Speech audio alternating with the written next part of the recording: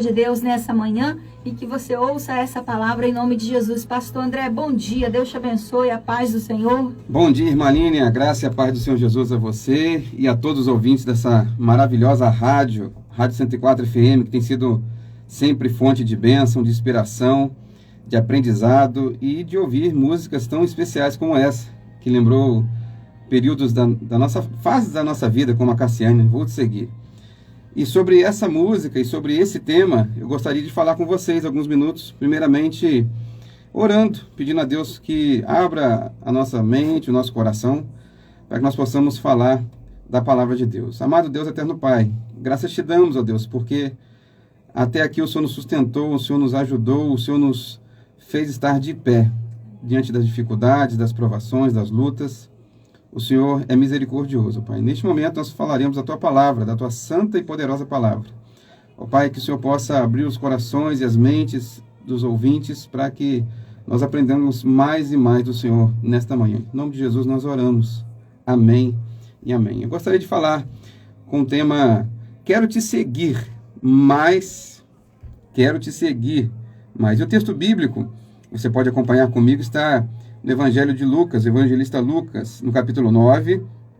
Nós leremos o verso 57 ao verso de número 62. Diz assim a palavra de Deus: Enquanto seguiam pelo caminho, alguém disse a Jesus: Vou segui-lo para onde quer que o Senhor for. Mas Jesus lhe respondeu: As raposas têm as suas tocas e as aves do céu têm os seus ninhos, mas o Filho do Homem não tem onde reclinar a cabeça. A outro, Jesus disse: Siga-me. Mas ele respondeu: Senhor, deixe-me ir primeiro sepultar o meu pai. Mas Jesus insistiu: Deixe que os mortos sepultem os seus mortos. Você, porém, vá e anuncie o reino de Deus.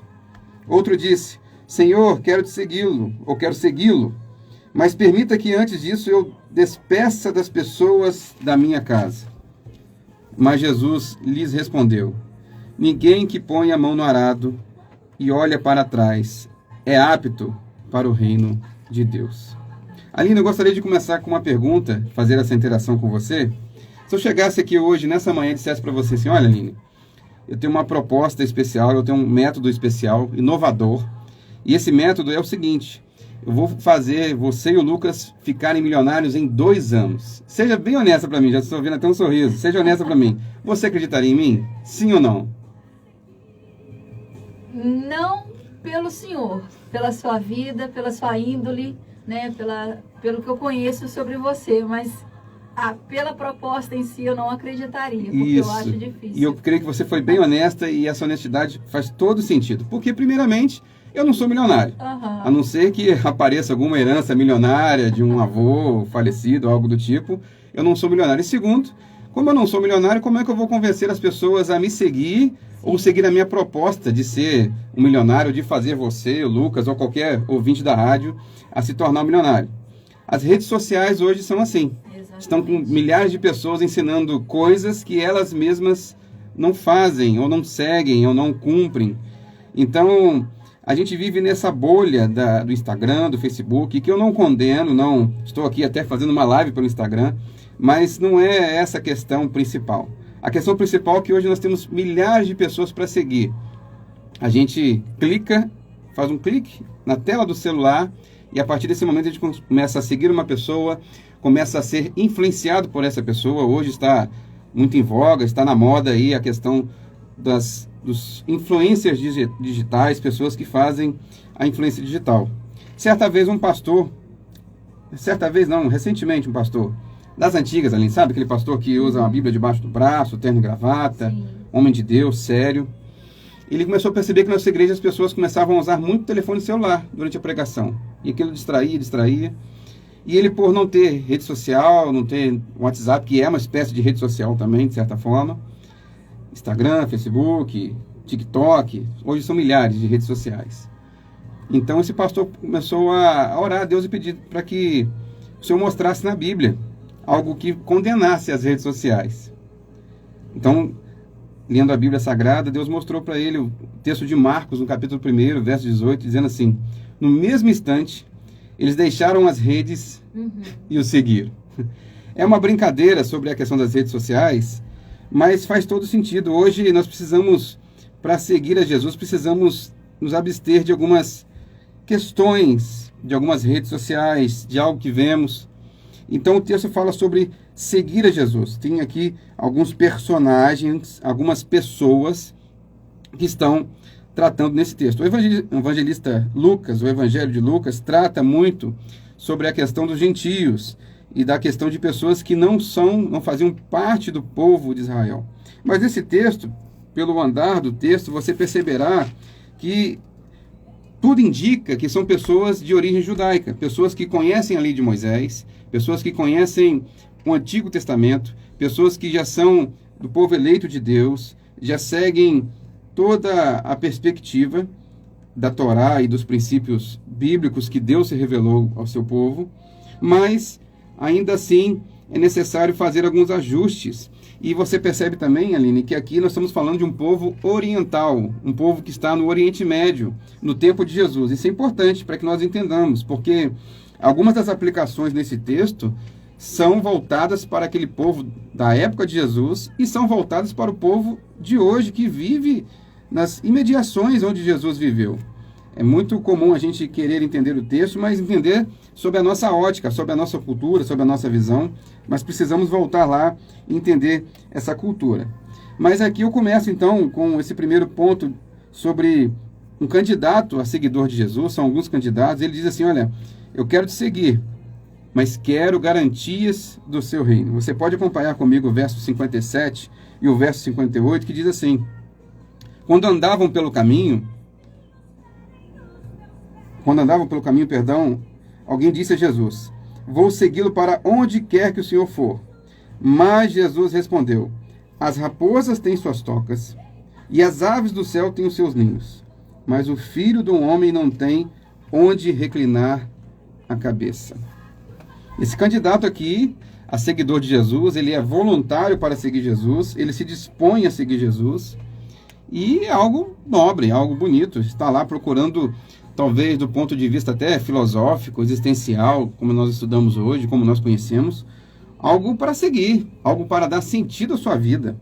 E é importante nós termos na nossa caminhada estímulos, sermos estimulados. Eu não sou contra a esses estímulos, a gente acordar de manhã, procurar uma atividade física, procurar estar cada dia mais nos aprimorando e procurando motivações para vivermos melhor, termos uma saúde melhor. Eu falei aqui de casos de pessoas que indicam como ser milionárias ou como ter uma saúde boa. Isso é importante, eu também não nego esse fato. Mas Jesus logo traz uma desconfiança a esse candidato que está se voluntariando a segui-lo. Esse candidato que está aí tentando mostrar uma aptidão, uma qualidade, uma qualificação para seguir a Jesus. O texto é muito curto, ele é muito breve, ele não dá detalhes do candidato, propriamente dito. Mas a resposta de Jesus nos faz entender e nos faz apreciar que esse candidato seria então um candidato que talvez tivesse aspirações políticas em relação a Jesus. Era muito comum, no período em que Jesus viveu, que levantassem homens dizendo ser o Messias, dizendo ser o Salvador. E o conceito de Messias, na literatura rabínica, na literatura hebraica, nessa visão antes de Jesus chegar a esta terra em forma humana, era que o reino de Deus seria estabelecido na terra. Seria estabelecido de tal forma que o povo de Deus, o povo judeu, não seria mais cativo, não seria mais escravo, não seria mais dominado, seja pelo Império Romano, seja por outro império.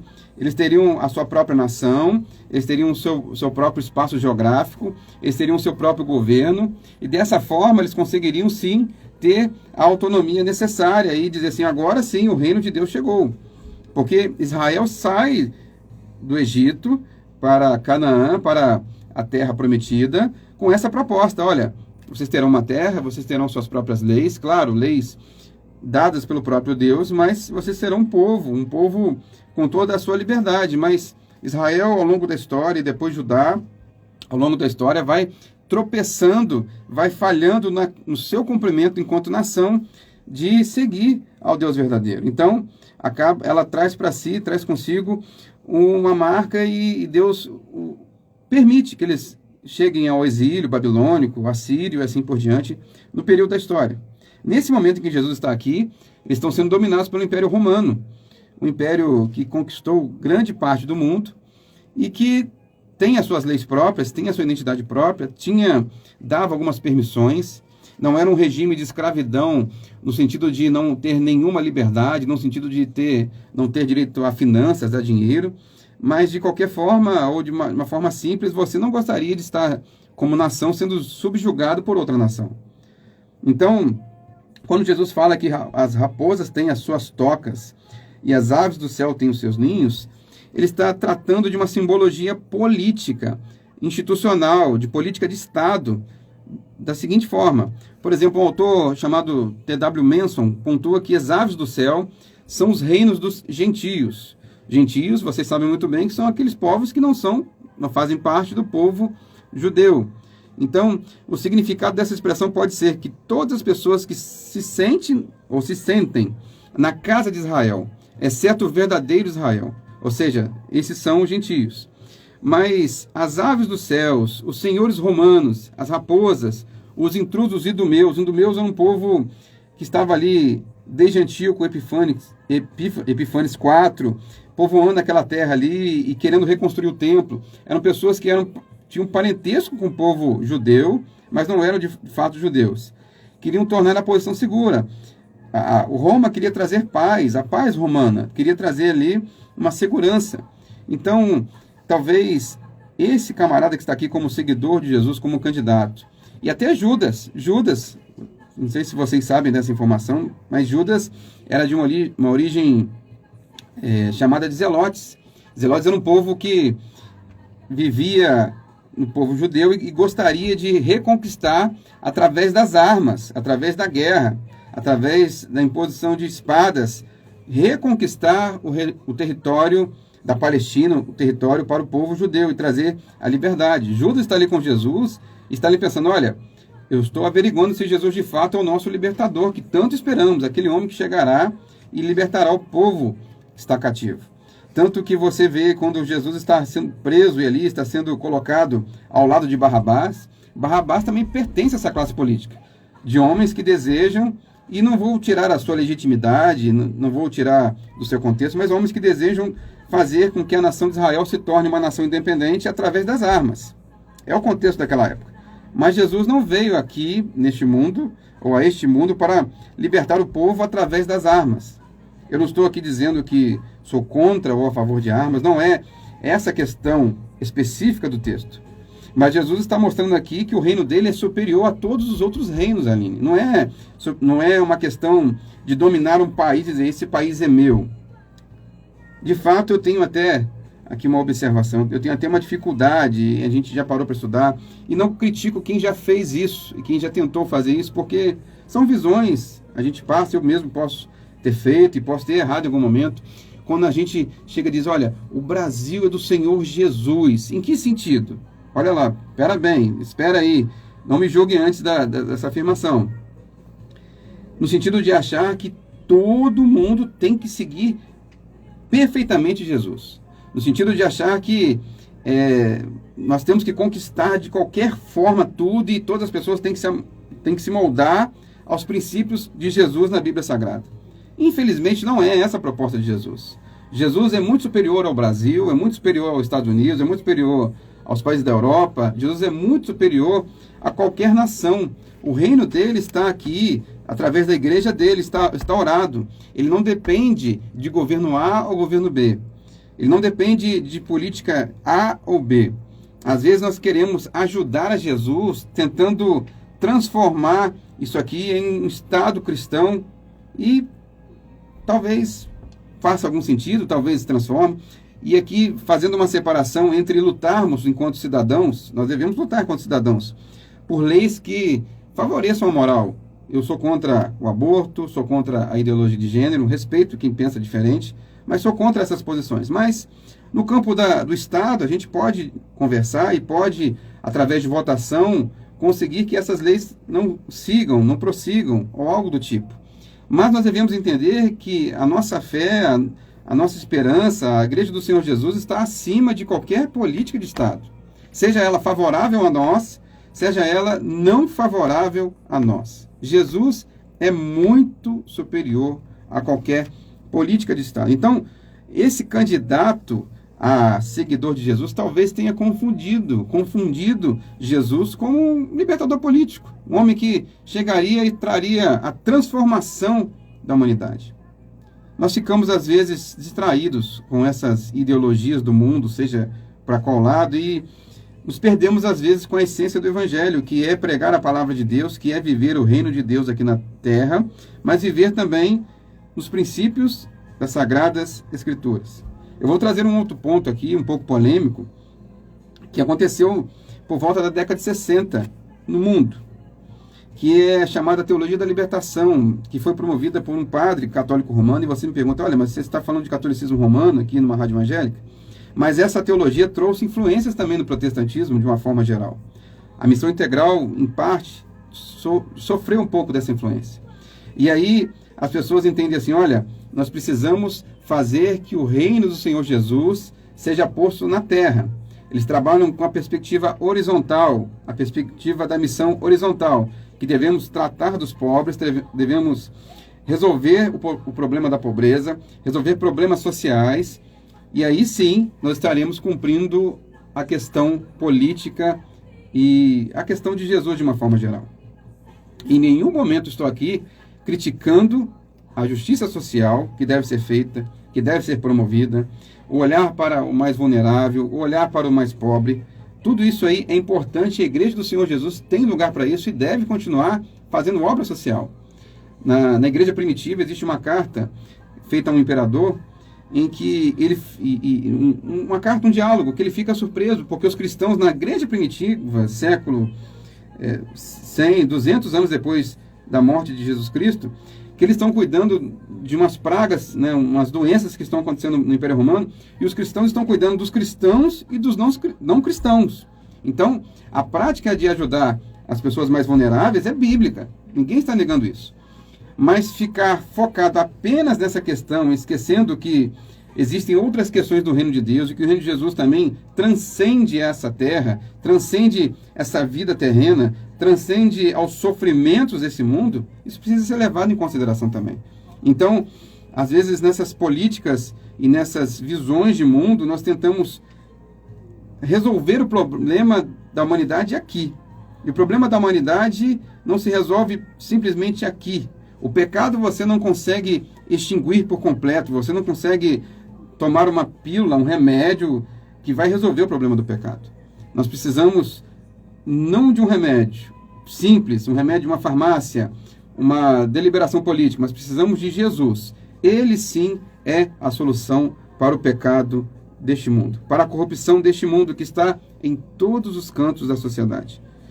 Interessante que nós vemos ali na tradição da igreja de Cristo Jesus, alguns relatos de apóstolos que morreram, discípulos de Jesus, gente que morreu, que estava ligado a Jesus, e aí você tem um exemplo de pessoas que conviveram com Jesus e morreram dessa forma.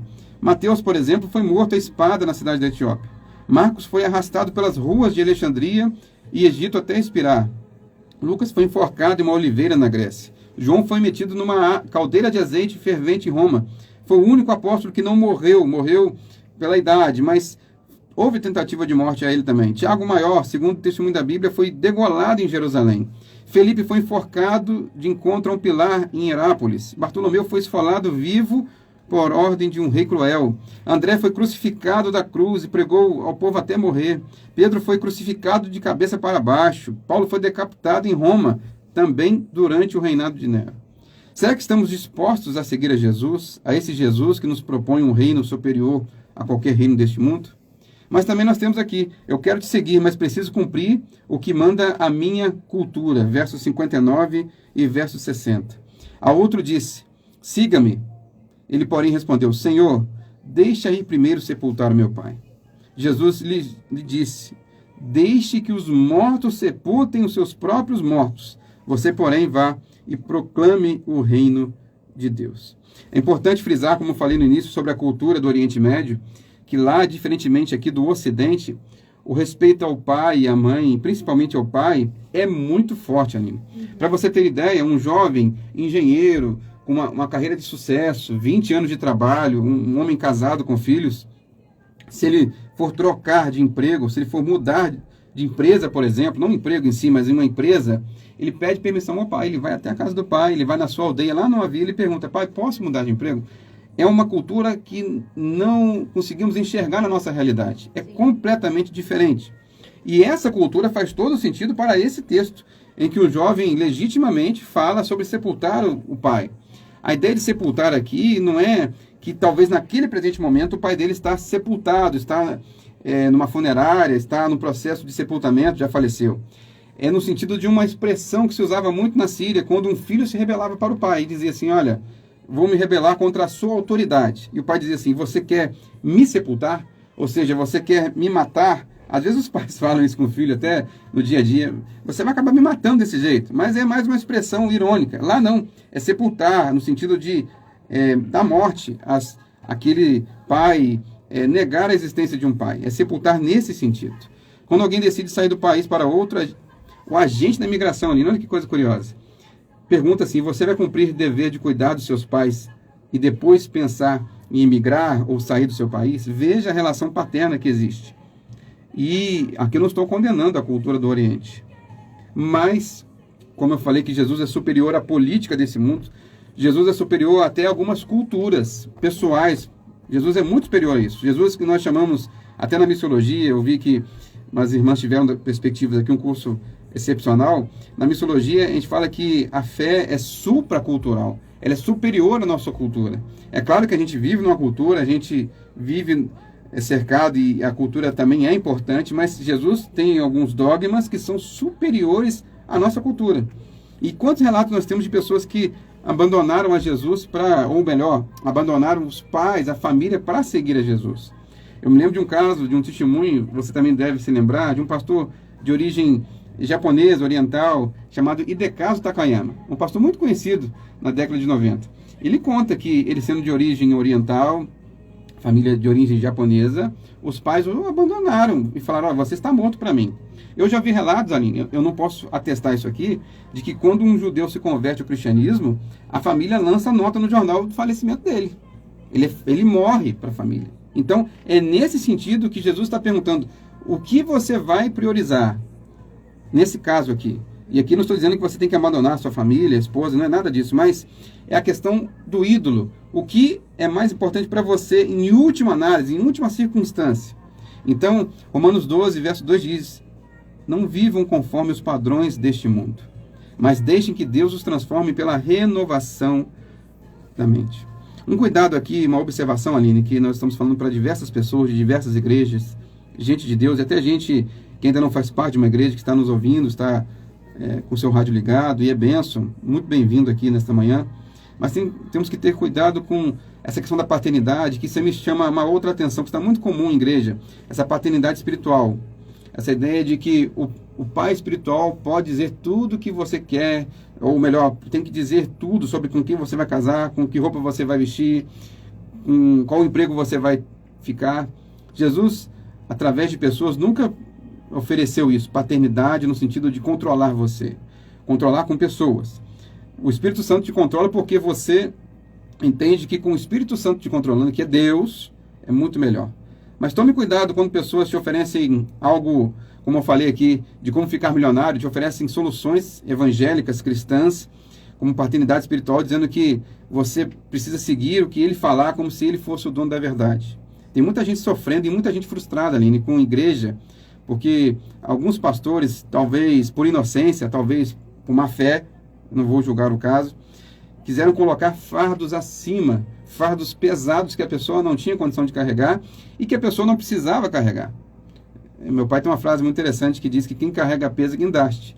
Às vezes a gente fica querendo carregar um peso tão pesado e às vezes tem problema na coluna. Tem tanta gente com problema na coluna porque carrega peso desnecessário. Aquele peso ali era para um guindaste, não é para a gente. Então nós temos que ter cuidado com algumas igrejas que colocam fardos desnecessários em algumas pessoas. Mas então, estamos dispostos a seguir a Jesus abdicar de coisas que a gente ama, talvez, de coisas que a gente gosta, para seguir a Jesus. Eu toquei num ponto muito forte, que é a família, que é algo que Deus ama, que Deus instituiu. Mas olha que seriedade nesse texto. Mas eu quero te seguir, mas vou pedir para quem tem mais autoridade que você. É o mesmo caso dos pais aqui, que segue dizendo, mas no verso 61 diz assim, ainda outro disse, vou seguir-te, Senhor, mas deixa primeiro voltar e despedir-me da minha família. Jesus respondeu, ninguém que põe a mão no arado e olha para trás é apto para o reino de Deus. A ideia de despedir aqui é a mesma ideia que eu falei de um engenheiro de 40 anos de idade, muito bem sucedido, que troca de empresa. É a ideia de pedir permissão aos pais. Despedir dos pais é a ideia de pedir permissão para mudar alguma realidade importante da sua vida. Uma tradução no siríaco, no original da Igreja do Oriente, da Bíblia Oriental, diz que deixe-me primeiro expor o meu caso aos da minha casa. Ou seja, eu tenho aqui um assunto. Olha, o assunto é, vou seguir a Jesus. Então eu vou chegar em casa primeiro, conversar com a minha família sobre essa proposta e aguardar a decisão da minha família. Outra tradução diz assim, olha, deixa eu primeiro fazer os arranjos para os de casa, deixa eu arrumar a casa primeiro para que eu possa tomar essa decisão. Então, é uma espécie de permissão. Mesmo de uma forma geral, e ver com seus pais essa questão de seguir a Jesus. E aí nós temos a expressão do arado. Eu tenho até uma foto aqui, uma imagem na cabeça de um arado, aquele arado manual, que é muito comum em países menos desenvolvidos, podemos assim dizer, que não tem uma tecnologia mais sofisticada em relação ao arado. O arado é você fazer sulcos na terra, você fazer trilhas ali, para que você jogue a semente. E é interessante que numa máquina que tem hoje GPS, tem tecnologia superior, você faz ali o arado perfeitamente, de forma linear, mas aquele arado antigo, aquele arado manual, onde você colocava um a dois bois e puxava e ele ia fazendo essa linha na terra, exigia do operador do arado muita atenção, muita concentração. Aqui tem uma dica de como segurar o arado. Você segura o arado com a mão esquerda aqui e com a direita você conduz o boi. Então você precisa das duas mãos nesse caso para poder falar sobre o arado, para poder fazer sobre o arado. Joaquim Jeremias, um comentarista, fala sobre essa questão. Se o arador olhar para os lados, um novo sulco é aberto fora da linha. Desta forma, quem quiser seguir a Jesus precisa estar resolvido a quebrar todos os laços com o passado. É necessário, então, que para seguir a Jesus e colocar a mão no arado, você não desvie a sua atenção nem para a direita, nem para a esquerda e nem olhe para trás. Porque se você ficar preso ao passado, se você ficar distraído, se você distrair, você cria uma nova linha e se desvia completamente do que Jesus quer para a sua vida. Então, uma família é importante, mas se uma família considera, ou você considera a sua família superior a Jesus, você pode estar gerando na sua vida um falso ídolo. Se você considera um trabalho de excelência e um trabalho especial que te dá um bom salário superior a Jesus, você está criando um falso ídolo na sua vida. Então nós devemos ter muito cuidado com quem nós seguimos, com quem nós clicamos, com quem nós colocamos como nosso influenciador digital. Eu imagino que Jesus hoje, se viesse à Terra, só um exemplo, tá, gente? Estou falando que Jesus vai virar nessa condição, não. E vivesse nessa Terra novamente como viveu na sua época, e criasse uma rede no Instagram, um canal no YouTube, ele teria milhares de seguidores, não teria, Aline? Também acho. Mas teria milhares de haters. Hoje nós estamos nas expressões aqui modernas, tecnológicas, milhares de pessoas que lançariam palavras de ódio, palavras de rancor. E muitas pessoas diriam assim, olha, eu sigo a Jesus na rede social. Sigo a Jesus no Instagram, no Facebook, sigo no YouTube, mas seguir da boca para fora é muito diferente do que você, de fato, seguir o que ele apresenta a você. Como eu falei no começo, você pode até ouvir a minha proposta de fazer uma pessoa milionária, mas se você não seguir o método, pelo menos, você não vai se tornar milionário. Então tem muita gente que segue gente de tudo quanto é tipo aí, de como emagrecer, inclusive É sempre algo que a gente procura, né, de como emagrecer, de como fazer atividade física, e diz, olha, semana que vem, segunda-feira, eu vou começar uma atividade física. Segunda-feira eu vou melhorar a minha alimentação. Aí passa essa segunda, passa outra segunda, passam várias segundas e não resolve. Mas seguir a Jesus é muito diferente de você dar uma curtida no Instagram, dar um like no Instagram. Seguir a Jesus é você ser transformado por Ele, deixar que Ele molde a sua vida, deixar que Ele transforme a sua vida. O apóstolo Paulo, ele fala em 1 Coríntios, no capítulo 11, verso 1, sejam meus imitadores, como também eu sou de Cristo. Olha que privilégio. Paulo não era reconhecido por ser um grande fariseu, um grande estudioso, um grande teólogo. Ele tinha o seu conhecimento excepcional, mas ele não era conhecido por isso. Ele não era conhecido por, talvez, saber falar sobre Jesus. Sim, ele era reconhecido, ele foi o grande pregador, ele foi o grande pregador aos gentios, aqueles que não conheciam a fé judaica. E é muito difícil você pregar para quem não conhecia a fé judaica, porque você tinha que explicar tudo do zero. Você chega a um povo que nunca ouviu falar de Jesus nem de cristianismo e falar do zero. Mas Paulo era reconhecido por ser imitador de Jesus, não apenas um seguidor, não apenas uma pessoa que deu um like, uma pessoa que imitava tudo o que Cristo falava. Quando você ouve a expressão cristão na Antioquia, em Atos, você está ouvindo pequenos cristos, são pequenas cópias de Jesus Cristo. Olha a responsabilidade na qual nós temos que assumir ao seguir a Jesus. Mateus, no capítulo 10, verso 37, Jesus diz, quem ama o pai ou a mãe mais do que a mim não é digno de mim. Quem ama o filho ou a filha mais do que a mim não é digno de mim. Quem não toma a sua cruz e não me segue não é digno de mim. Quem acha a sua vida a perderá, mas quem, por minha causa, perder a própria vida, a encontrará. E eu encerro aqui essa reflexão com um casal de missionários que ficaram 50 anos na África pregando o Evangelho, um casal norte-americano. Eles voltaram para o seu país de navio, na época não era comum ainda o uso do avião, voltaram de navio, e aí chegaram no porto, uma banda recepcionando, assim, uma banda no porto, uma banda bonita, vários instrumentos, e eles pensaram assim, olha que bacana, lembraram da gente, colocaram até uma banda para nos receber de forma graciosa, de forma espetacular. Mas eles perceberam que, na verdade, no navio tinha um político muito conhecido nos Estados Unidos e que aquela banda, toda aquela festa foi promovida para aquele político e não para aquele casal. Então eles ficaram muito decepcionados. O marido, então, falou para sua esposa, olha, fale com seu Deus, eu vou sair aqui, eu estou muito decepcionado. Por que nós fomos recebidos dessa forma? 50 anos no campo missionário, 50 anos pregando o Evangelho, e nós somos recebidos pelo nosso povo, o povo da nossa terra, dessa forma. Então, a esposa saiu da sua presença e depois voltou, dizendo, Senhor, olha, Deus me deu a resposta.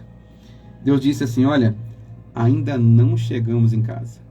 A nossa casa não é aqui. O nosso território não é aqui. A nossa vida não é os Estados Unidos da América, Brasil, Europa, África. Nós temos uma casa celestial que nos espera. Então, nós estamos dispostos a seguir a Jesus. Estamos dispostos a carregarmos a nossa cruz, como diz a própria canção da Cassiane, vou seguir os passos de Jesus. E seguir independente do resultado. Porque tem gente esperando o resultado ao seguir Jesus. Tem gente esperando um emprego novo, uma casa nova, uma família nova, algo do tipo. Mas se nós depositarmos essa esperança, a nossa fé é em vão. Nossa fé é inútil. Então que sigamos a Jesus pelo que Ele é e pelo que Ele nos propõe nesta manhã. Seguir a Jesus porque Ele nos dá uma direção, uma vida eterna. Algo que muitos influenciadores digitais não conseguem fazer e não conseguirão fazer. Que é nos dar uma esperança além dessa vida. Então eu peço que você nessa manhã ore comigo. Entregue a sua vida a Jesus. Entregue o seu coração a Jesus. Confie em Jesus como seu único e suficiente Salvador. E lance sobre Ele toda a sua ansiedade. Amado Deus, eterno Pai, graças te damos pela Tua palavra, Deus. Tantas pessoas querem seguir tantas outras pessoas, Deus, mas não se comprometem, ó Pai. Nesta manhã, nós ouvimos relatos de pessoas que gostariam de seguir ou que foram convocadas a seguir a Jesus. E, ó Deus, colocaram tantos impedimentos para segui-lo, tantas dificuldades, tantas questões pessoais e questões até importantes, até lícitas de se falar em relação à cultura, os pais, a família, talvez um trabalho, um emprego, algo do tipo, ó Deus. Mas nesta manhã que nós possamos priorizar o Teu reino, Deus. Não apenas de boca, não apenas verbalmente, mas priorizar o Seu reino através de ações, de atitudes. Que a cada dia o nosso coração possa ser transformado pelo poder do Evangelho.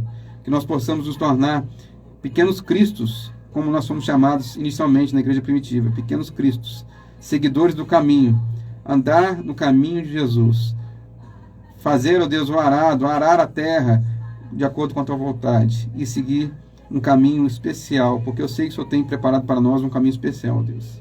Esteja, ó Deus, visitando cada ouvinte nesta manhã, cada família representada, e que eles possam entender a prioridade do reino que é te servir, ó Deus. Obrigado por esta rádio, obrigado pela vida da Aline, do Lucas, ó Deus, que tem sido canal de bênção para tantas pessoas no Brasil e fora do Brasil, através das redes sociais, através da internet, ó Deus. Graças te damos por tudo em nome de Jesus. Amém e amém. Amém. Pastor André, muito obrigada pela sua Eu que agradeço. participação, por aceitar mais uma vez o convite. O senhor não imagina como ficamos felizes cada vez que o senhor aceita o convite